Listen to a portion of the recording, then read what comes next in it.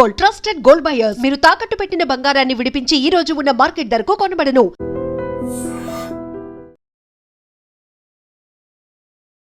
నమస్తే, welcome to I dream. నేను వలి. ఇళయ దళపతి విజయ్ తమిళనాడు ముఖ్యమంత్రి. విజయ్కి మద్దతు పెరుగుతోంది ప్రస్తుతం. అంటే ఆయన ముఖ్యమంత్రి అవటానికి ఎంత ఇబ్బంది పడ్డాడో మనం చూసాం. ముఖ్యమంత్రిగా ప్రమాణ స్వీకారం చేయడానికి ముందు ఎంత డ్రామా నడిచిందో మనం చూసాం. అంటే ఏ పార్టీలు మద్దతు తెలుపుతాయి, మద్దతు తెలిపిన పార్టీలు కూడా మళ్ళీ వెనక్కి వెళ్ళిపోవటం, ఇవన్నీ చూసాం. కానీ ఎప్పుడైతే 120 మంది ఎమ్మెల్యేల మద్దతు వచ్చిన తర్వాత, ముఖ్యమంత్రిగా ప్రమాణ స్వీకారం అయిపోయిన తర్వాత, ఇప్పుడు ఇతర పార్టీల్లో ఉన్నటువంటి ఎమ్మెల్యేలు కూడా మద్దతు తెలిపేందుకు రెడీ అయిపోయినట్టుగా తెలుస్తోంది. లేటెస్ట్గా మనకు వస్తున్నటువంటి ఇన్ఫర్మేషన్, చెన్నై నుంచి అన్నా డిఎంకే పార్టీ చీలిపోతోంది. అన్నా డిఎంకే పార్టీలో చీలిక చాలా స్పష్టంగా కనిపిస్తున్నట్టుగా ఇన్ఫర్మేషన్ ఉంది.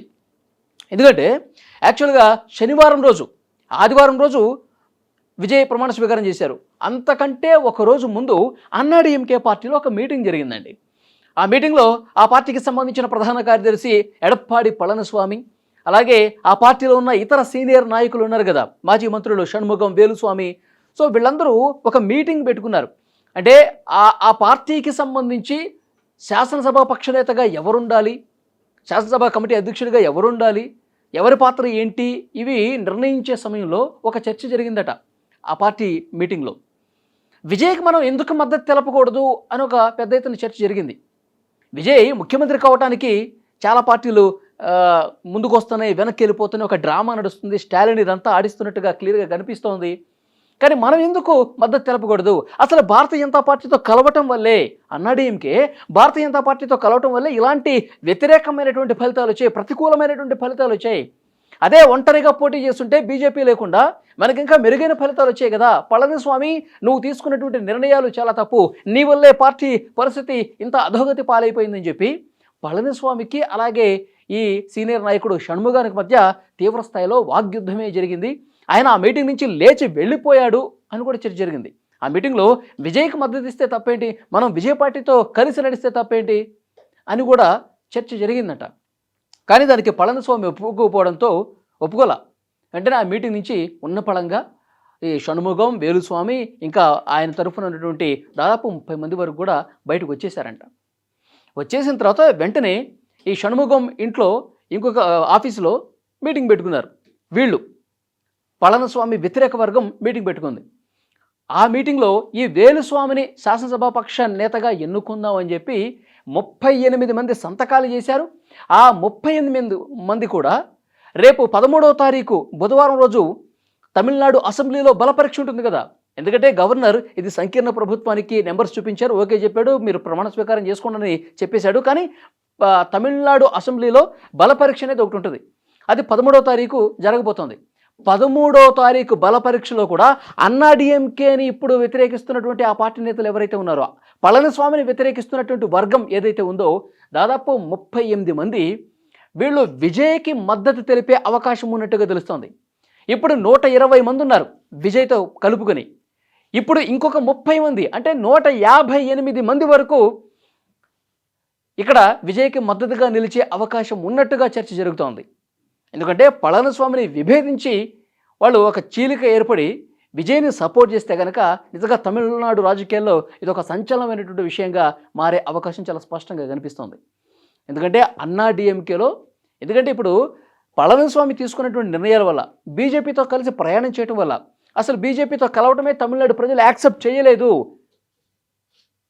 ఈ ఉత్తరాది పార్టీలు, భారతీయ జనతా పార్టీ అంటేనే తమిళనాడు ప్రజల్లో చాలా నెగిటివ్ ఉంటుంది. అలాంటి పార్టీతో మీరు కలిసి పార్టీ నాశనం చేశారు, ఇలాంటి భావన అన్నా డిఎంకే సీనియర్ నేతల్లో వ్యక్తమై పళనిస్వామి నుంచి వేరుపడ్డారు. ఈ వేరుపడ్డటువంటి 38 మంది విజయ్కి మద్దతు తెలిపే అవకాశం ఉంది. భవిష్యత్తులో ఈ 38 మంది కూడా అన్నా డిఎంకే శాసనసభ పక్షాన్ని టీవీకీలో విలీనం చేసినా చేయొచ్చు అని ఒక చర్చ జరుగుతోంది భవిష్యత్తులో. ఎందుకంటే బీజేపీతో కలవటం వల్ల అటు మనం అధికారానికి చేరుకోలేకపోయాం, ప్రధాన ప్రతిపక్ష పాత్ర లేదు. ఎందుకంటే డిఎంకే రెండో పెద్ద పార్టీగా ప్రధాన ప్రతిపక్ష పాత్ర పోషిస్తోంది. ఇప్పుడు మనం 3వ స్థానానికి పడిపోయాం.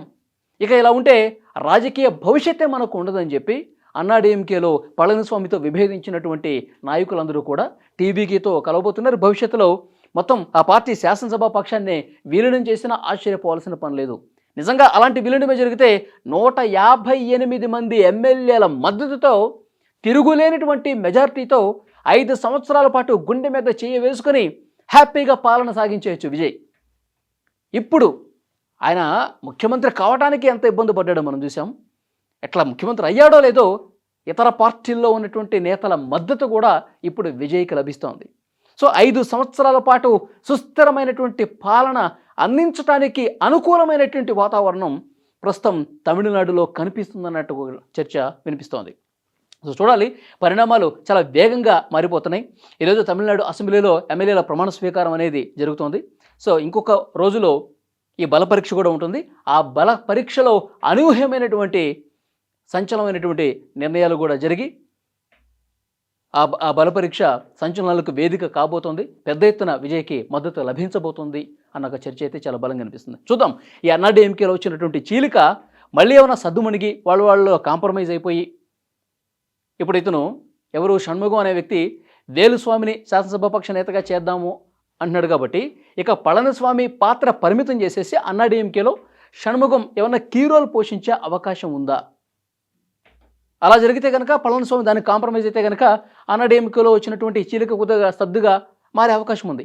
లేదు నేనే ఉండాలి అని పళనిస్వామి నేను చెప్పినట్టే వినాలి అని మొండి పట్టుకొని కూర్చుంటే మాత్రం డెఫినెట్గా చీలిక వస్తుంది. ఆ చీలిక డెఫినెట్గా విడిపోయిన అన్నాడీఎంకే పార్టీ అనేది టీబీకేతో కలిసిపోయే అవకాశం కూడా ఉంది. సో ఏదైనా జరగచ్చు. ఇట్లా ప్రమాణ స్వీకారం చేశాడో లేదో, ముఖ్యమంత్రి అయ్యాడో లేదో, ఇతర పార్టీల్లో పెను కుదుపుతున్నటువంటి పరిస్థితి స్పష్టంగా అనిపిస్తుంది. సో చూద్దాం భవిష్యత్తులో ఎట్లా ఉంటాయన్నది. ఈ వీడియో మీద తప్పకుండా మీ అభిప్రాయాన్ని కామెంట్ బాక్స్లో తెలియజేయండి.